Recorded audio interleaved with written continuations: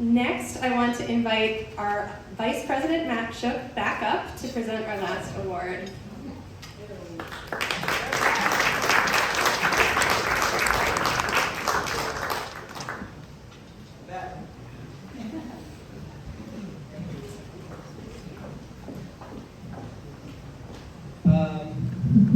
So I have the honor and the privilege of presenting the WaveMaker Award tonight to Dr. Kate Meierdiercks in recognition of her collaborative work to improve watershed science and coordination across the region, for her service as a mentor to students at Siena College, and for her leadership as an outgoing Hudson River Watershed Alliance board member, where she gave 9 years of volunteer service.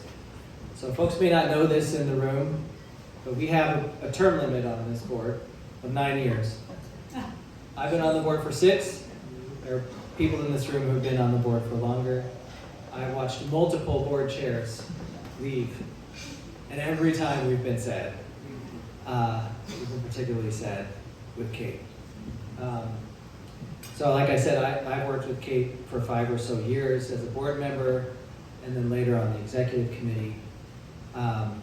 And while Kate was here, we grew up. We became grown-ups. I think when I first started here, we didn't have any staff. We had a part-time consultant as staff. We hired Emily, which was a fantastic idea.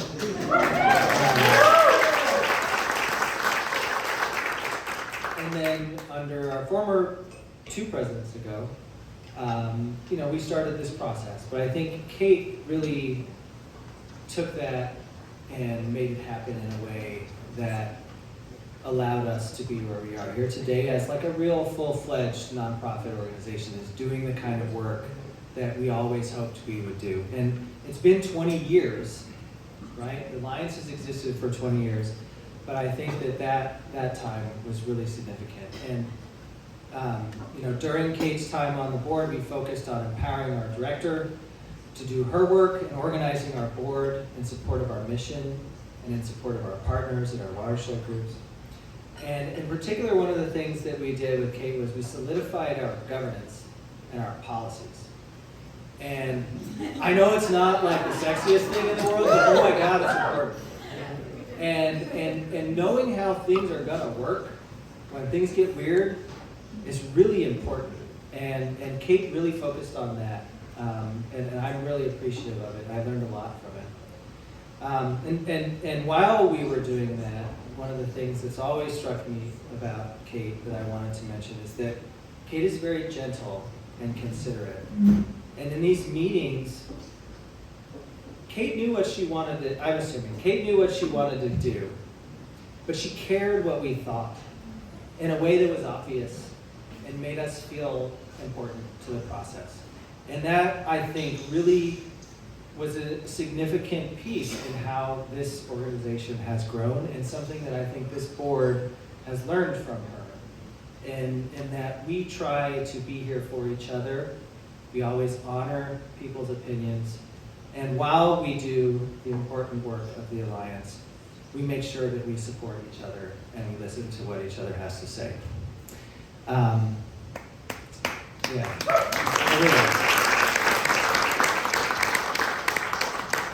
And so in that sort of spirit that she's brought to the board, I haven't worked with Kate in her professional life, but I have learned a lot about it from other people.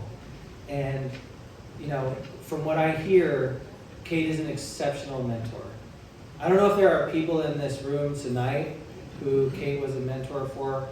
We got multiple emails. We got people calling. People told us that they stayed in this field because of her, and because of her being a mentor, helping them learn and grow and do this work. So her work as a mentor has always been community engaged. Her work with the Thirst program, the network to promote collaboration among academic institutions to address water quality issues that we're dealing with everywhere, has been the same. And I learned from Emily recently that Kate spends time in Oklahoma working with indigenous communities at Superfund sites to clean up pollution that is the legacy that we all should be dealing with. So it's just really, the more I learn about Kate, the more I think you're awesome, and the sadder I am you're not on the board. So I'm really privileged and honored to give this award to Kate tonight, and thank you for everything that you've done. Yeah.